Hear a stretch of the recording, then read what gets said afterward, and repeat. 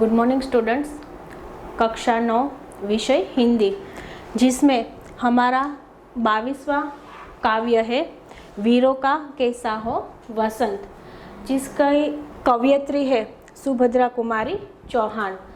खूब लड़ी मर्दानी वो तो झांसी वाली रानी, ऐसे काव्य की रचना करने वाली सुभद्रा कुमारी चौहान है, जिन्होंने ये काव्य लिखा है वीरों का कैसा हो वसंत। ये जो काव्य है उसका प्रकार है गीत।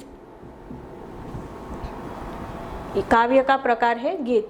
तो सुभद्रा कुमारी चौहान के बारे में हम देखें तो उनका जन्म है वो सन 1904 में हुआ था और उसका निधन 1948 में हुआ था।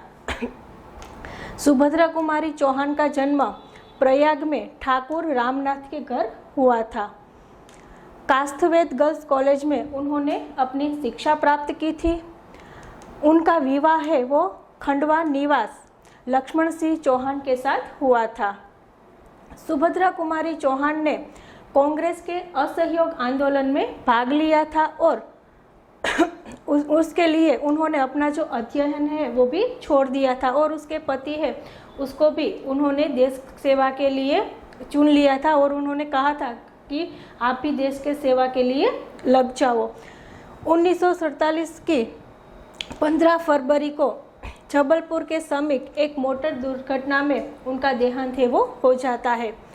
सुभद्रा कुमारी चौहान न केवल स्वतंत्र सेनानी रही है बल्कि उन्होंने साहित्य सृजन है वो भी विपुल मात्रा में की है, जिसके अंदर हम देखें तो मुकुल व त्रिधारा ये दो उनके काव्य संग्रह हैं।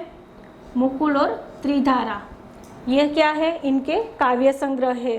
बिखरे मोती, उन्मादिनी और सीधे साधे चित्र ये इनके कहानी संग्रह है। बिखरे मोती नामक पुस्तक के लिए उसे सक्सेरिया पुरस्कार भी प्रदान है वो किया गया है। ये आपको एक मार्क्स के प्रश्न के अंदर पूछा जा सकता है। सुभद्रा कुमारी चौहान की भाषा है वो कैसी है तो कि सरल और सुबोध है। ये जो हमारा काव्य है वीरों का कैसा हो वसंत, इस काव्य में कवयित्री ने वीरों की जो शूरवीरता है उसको प्रोत्साहित किया है और पूर्व पश्चिम उत्तर दक्षिण चारों दिशाएं है वो पुकार कर रही है। पर्वत हल्दी घाटी सिंहगढ़ की तैनात हो गई है तो वीरों का कैसा हो वसंत कहकर कवयित्री ने शूरवीरों का उत्साह है वो बढ़ाया है कि हमारे जो सैनिक है, वीर जो शब्द है वो कवयित्री ने किसके लिए प्रयोजा है तो कि हमारे सैनिक के लिए, कि जो हमारे सैनिक है वो अपनी सारी सुख सुविधाएं छोड़कर रणभूमि में उतर जाते हैं लड़ने के लिए ताकि हम है वो सुरक्षित रहे। तो बसंत ऋतु जो है वो हम सबको ख्याल है कि वसंत ऋतु है वो बहुत अद्भुत होती है। चारों तरफ हरियाली देखने को मिलती है, सब लोग नाच गान करते हैं और चारों ओर खुशियां है वो मनाई जाती है। लेकिन जो हमारे वीर है, जो हमारे सैनिक है, उसके लिए वसंत ऋतु है वो कैसी होनी चाहिए तो इसके बारे में कवयित्री सुभद्रा कुमारी है उन्होंने हमें दिखाया है। तो काव्य में हम देखें वीरों का कैसा हो वसंत। आ रही हिमाचल से पुकार है उदधी गरजता बार बार, प्राची पश्चिम भू नभ अपार, सब पूछ रहे हैं दिग दिगंत वीरों का कैसा हो वसंत। यहाँ पर हिमाचल, हिमाचल यानी कि हिमालय पर्वत, उदधी यानी कि समुद्र, प्राची यानी कि पूर्व दिशा,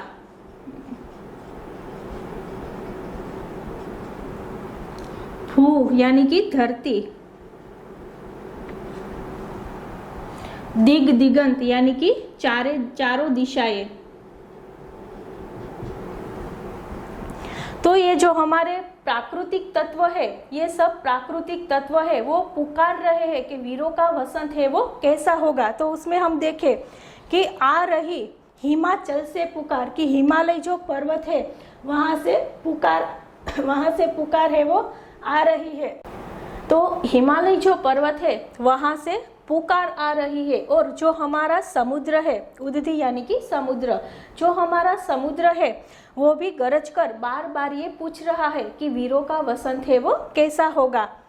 प्राची यानी कि पूर्व दिशा, प्राची और पश्चिम दोनों दिशाओं, और भू यानी कि धरती और नभ यानी कि आकाश, कि जो हमारी पूर्व और पश्चिम दिशाएं हैं, जो हमारी धरती है, जो आकाश है, वो सब भी पुकार रहे हैं और चारों दिशाओं से सब लोग पूछ रहे हैं।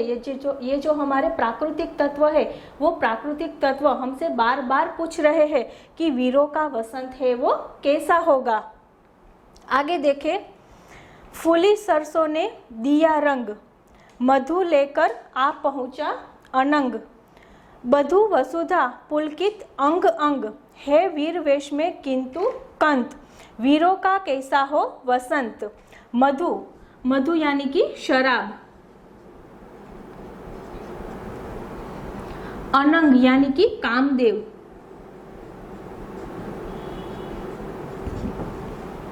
वधु यानी कि विवाह के लिए तैयार स्त्री,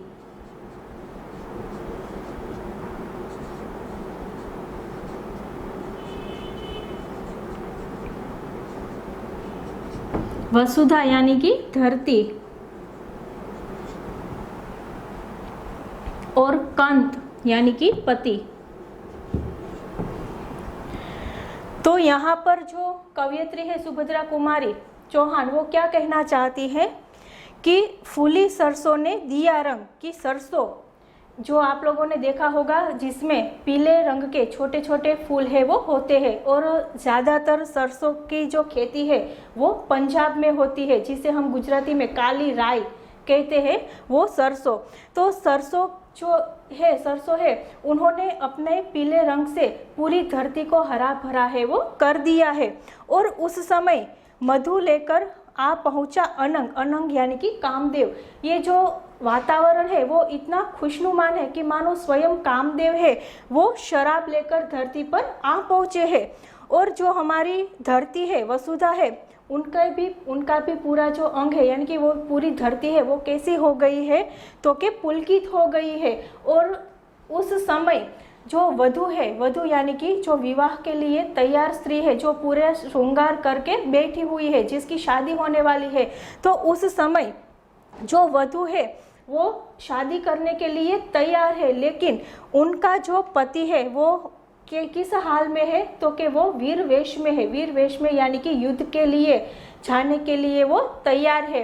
तो ये जो पूरा जो माहौल है, तो उस माहौल से ये जो हमारे वीर सैनिक है उसको कुछ लेना देना है वो नहीं है, कि जो पूरी धरती का जो माहौल है वो बहुत खुशनुमान है। स्वयं कामदेव वो धरती पर आए हुए हैं शराब लेकर, और जो हमारी धरती है उसका भी अंग है वो पुलकित हो उठा है, चारों ओर हरियाली है वो दिखाई दे रही है और वसंत का माहौल है। लेकिन हमारा जो वीर है उसको ये जो पूरा माहौल है वो मना नहीं सकता, क्योंकि उसको अब कहाँ पर जाना है, तो कि युद्ध लड़ने के लिए युद्ध के मैदान में है वो जाना है। तो इनके जो पति है वो वीर वेश में सज है, इसीलिए कवयित्री पूछ रही है कि वीरों का वसंत है वो कैसा होगा, कि इस समय में ये जो माहौल है तो उस समय में सभी लोग हैं वो आनंद मना रहे हैं, खुशियां मना रहे हैं, लेकिन हमारे जो सैनिक है वो युद्ध के मैदान में जाने के लिए तैयार है, तो ये जो सब खुशियां है वो मना नहीं सकते। इसीलिए कवयित्री पूछ रही है कि वीरों का वसंत है वो कैसा होगा।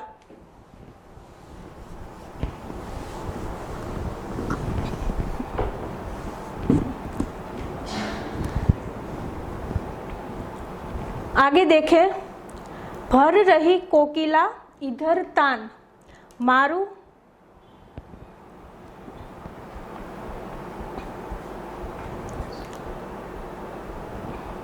भर रही कोकिला इधर तान, मारू बाजे पर उधर गान, है रंग और रण का विधान, मिलने आए हैं आदि अंत, वीरों का कैसा हो वसंत। कि ये जो पंक्ति है उसमें सुभद्रा कुमारी क्या कह रही है कि कोकिला, कोकिला यानी कि कोयल, मारू यानी कि रेगिस्तान,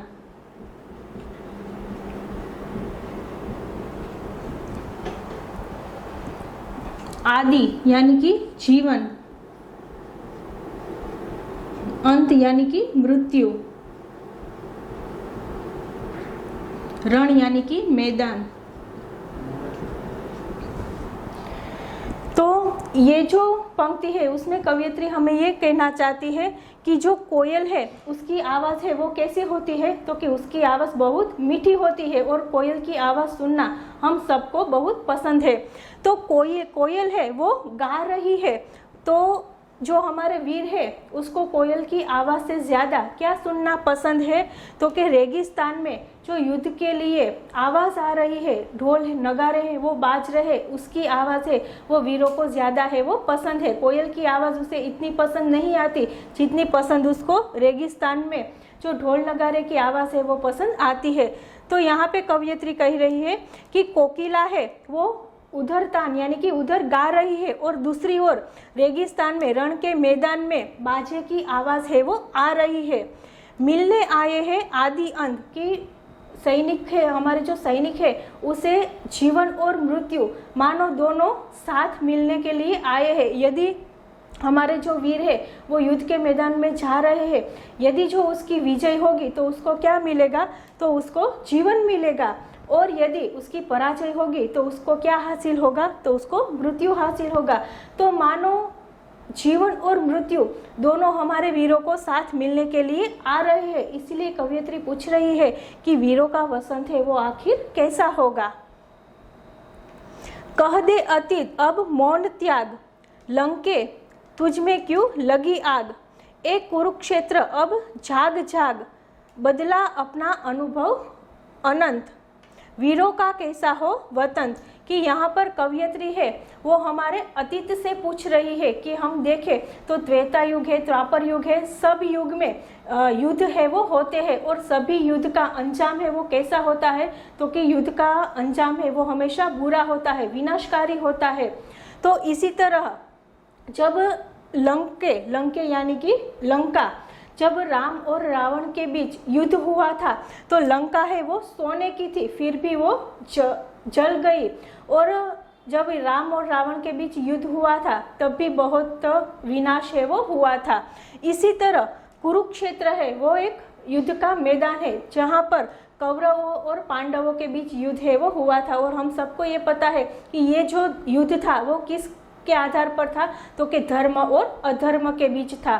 तो इसी तरह हमारे अतीत में जो युद्ध हुआ है उसका जो है असर क्या हुआ है, तो कि हमेशा युद्ध है वो विघ्नकारी है, हमेशा युद्ध से विनाश होता है, पैसों की बर्बादी होती है और साथ ही साथ कई लोगों की जान हानि है वो होती है, कई बच्चे हैं वो अनाथ हो जाते हैं, कई पत्नियां विधवा हो जाती है, कई बूढ़े माँ बाप है उनके जो एकलौते संतान होते हैं तो वो निराश्रित हो जाते हैं। तो इसी तरह से कोई भी जगह किसी भी युग में युद्ध होता है तो उसका जो असर है वो हमारे जीवन पर ही होता है। तो इसीलिए कवयित्री है वो कहती है अपने अतीत से कि तू अपना मौन है वो त्याग दे, यानी कि तू अपनी चुप्पी है वो तोड़ दे और सभी लोगों को बता दे कि युद्ध है वो कैसा है, तो कि विनाशकारी है। और उसके लिए हमें दो एग्जाम्पल दिए हैं लंका और कुरुक्षेत्र में, कि जब लंका में राम और रावण का युद्ध हुआ था तो उसका परिणाम भी बहुत बुरा हुआ था, और कुरुक्षेत्र में जब पांडवों और कौरवों का युद्ध हुआ था तो उसका परिणाम भी बहुत बुरा हुआ था। तो बतला अपना अनुभव वतन, कि तू अपना जो अनुभव है वो तुम सबको बता दे और वीरों को बोल कि आपका तुम्हारा जो वसंत है वो कैसा होगा, कि युद्ध से हमेशा जान हानि वे है वो होती है, तो ये जो युद्ध है वो करना वो बंद कर दे। आगे देखें, हल्दी घाटी के शिलाखंड, ए दुर्ग सिंहगढ़ के प्रचंड, राणा ताना का कर घमंड, दो जगह आज स्मृतियाँ ज्वलंत, वीरों का कैसा हो वसंत। दुर्ग यानी कि किला,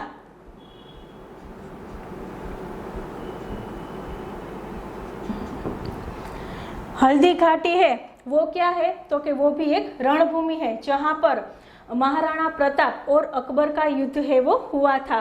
तो इसी तरह जो हल्दी घाटी के मैदान में युद्ध हुआ था महाराणा प्रताप और अकबर के बीच, वहाँ पर भी आज दो शिलाखंड है वो हमें देखने को मिलती है। और वो जो 2 शिलाखंड है वो क्या बता रही है कि जब महाराणा प्रताप और अकबर के बीच युद्ध हुआ था तब भी वहाँ पर बहुत विध्वंस है वो हुआ था, बहुत जान हानि है वो हुई थी और चारों तरफ लाशें है वो बिखरी हुई थी। तो हमारे इतिहास में भी कवयित्री है वो कह रही है कि इतिहास में जब युद्ध हुआ था तो उसमें भी सब जान हानि वे होती है। तो यहाँ पे भी 2 एग्जाम्पल दिए हैं, हल्दी घाटी के मैदान का युद्ध और दुर्ग सिंहगढ़ का जो किला है उसमें भी जब युद्ध हुआ था। सिंहगढ़ के जो किले हैं वहाँ पर पहले किसका शासन था, तो कि शिवाजी का शासन था। और एक बार शिवाजी है वो किला हार जाते हैं और फिर जीजाबाई ने उनसे कहा था कि जब आप ये किला वापस लोगे तभी मैं आपको सच्चा वीर है वो मानूंगी। तो उस समय शिवाजी है वो राणा तानाजी है उनकी सहाय है वो मांगते हैं और राणा तानाजी उस समय उनके घर में विवाह का प्रसंग था तो वो विवाह का प्रसंग छोड़कर वो शिवाजी है उनके पास आते हैं और युद्ध में उसकी सहायता है वो करते हैं। तो युद्ध के बीच वो किला है वो तो जीत लेते हैं, लेकिन उस समय जो राणा तानाजी है उनकी मृत्यु है वो हो जाती है। तो इस तरह से हमेशा जब भी युद्ध हुआ है तो उसका असर है वो बहुत बुरा है वो हुआ है। तो इसीलिए ये 2 इतिहास है उसका उदाहरण देकर कवयित्री है वो कहती है कि जब हल्दी घाटी के जो 2 शिलाखंड है उसे हम देखें तो भी हमें याद आता है, या फिर सिंहगढ़ का जो किला है उसके बारे में हम देखें, उसके बारे में हम जाने तो भी हमें ये याद आता है कि उसका जो असर है वो कैसा होगा। तो 2 जगह आज स्मृतियाँ ज्वलन की ये जो दोनों जगह है वहाँ पर स्मृतियाँ है वो कैसी है, तो कि ज्वलंत है, आज भी हमें वो याद है वो आ रही है। इसलिए कवयित्री पूछ रही है कि वीरों का वसंत है वो कैसा होगा। भूषण अथवा कवि चंद नहीं, बिजली भर दे वह छंद नहीं, है कमल बंदी स्वच्छंद नहीं, फिर हमें बतावे कौन हंत, वीरों का कैसा हो वसंत। हंत यानी कि दुर्भाग्य।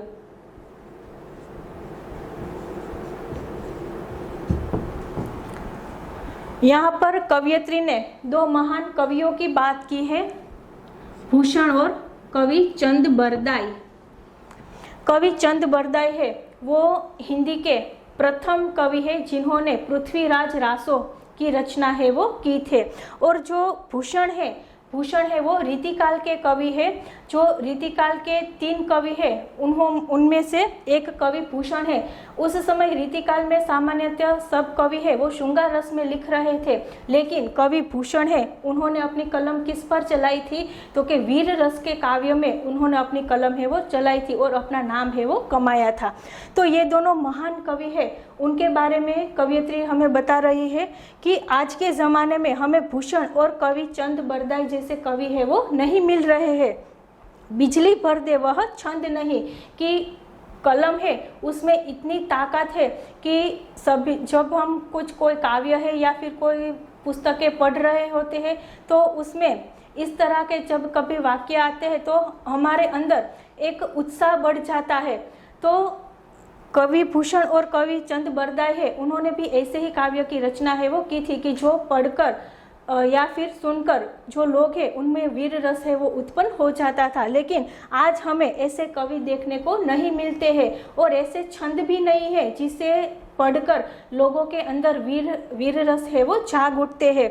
इसलिए उन्होंने कहा है कि भूषण और कवि चंद आज के ज़माने में हमें देखने को नहीं मिलते और लोगों के अंदर बिजली भर दे ऐसे छंद की रचना भी नहीं हो रही है कलम बंदी स्वच्छंद नहीं, कि हमारी जो कलम है वो भी आज लिखने के लिए स्वतंत्र है वो नहीं है, उस पर भी पाबंदी है कि कई लोग हैं वो कोई किसी के भी बारे में कुछ भी लिखे वो कुछ नहीं लिख सकता है।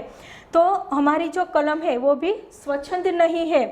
फिर हमें बतावे कौन, कि ये जो हमारा दुर्भाग्य है कि हमें आज बताएगा कौन कि वीरों का वसंत है वो कैसा होगा। तो इस तरह से इस काव्य में जो कवयित्री है उन्होंने हमारे जो सैनिक है उसका उत्साह बढ़ाने के लिए ये काव्य की रचना है वो की है। Thank you. अब आपको होमवर्क में ये जो स्वाध्याय है उसके प्रश्न पहला, दूसरा और तीसरा, ये तीनों प्रश्न आपको लिखने हैं।